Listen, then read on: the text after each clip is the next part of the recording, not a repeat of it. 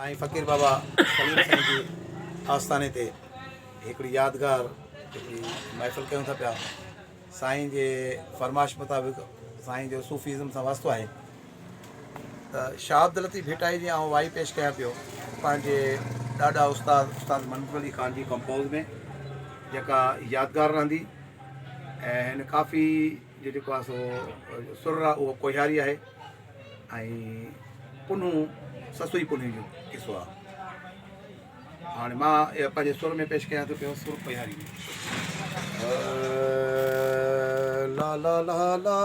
ला ला ला ला ला ओ मियां कोह मिड़ोई कोह बेली कोह बि हिकिड़ो कोह ला हो जंहिंजो कोह कंदो को बेली पेबंद जाम पुनूं असीं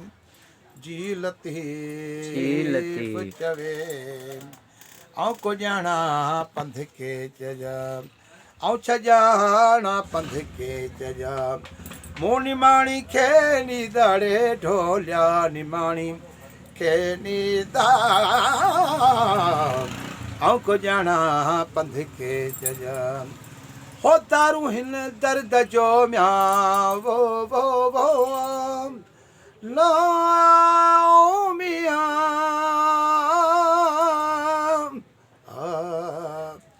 दारू हिन दर्द जो म्यां ॾिसण काणो नीदाड़े ढोलिया ॾिसण कान नीदा ऐं छॼाणा पंध खे चजा उठ आर्ये या मजा म्यां उठ पे आर्या या मजा तवारिन तो ॾाड़े ढोलिया तवारिन तो ऐं को ॼाणा पंध खे चजा ला ला ला ला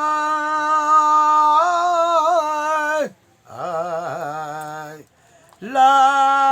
भला हो ला ला ला ला ला जी लतीफ़ उठ पे आर्ये या मजा म्यां उठ आर्या या मजा तवारने तो ॾाड़े ढोलिया तवारने तो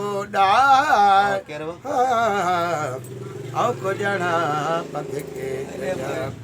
चढ़िए जबल चोट ते म्यां चढ़ी जबल चोट ते म्यां घसी विया थमो गोॾाड़े मुंहिंजा घसी विया थमो गोॾा ऐं को ॼाणा पंध खे चजा आड तराशा आहुड़ा ॿेड़ी ॾाका डूंगर खे हुजे वरविंदुर जा ॿेली मारींदा मूंखे भला हाड़ो हिणीअ खे लंघाइज लतीफ़ चवे हो भला जी लतीफ़ अदियूं शाहू लतीफ़ चए म्यां हो लालो लालो लतीफ़ चए म्यां हो पाणे साणो नीदाड़े ढोलिया पाणे साणो नीदा ऐं को ॼाणा ॼाणा पंध खे चजा जी लतीफ़ सुभान अल्लाह जी लतीफ़।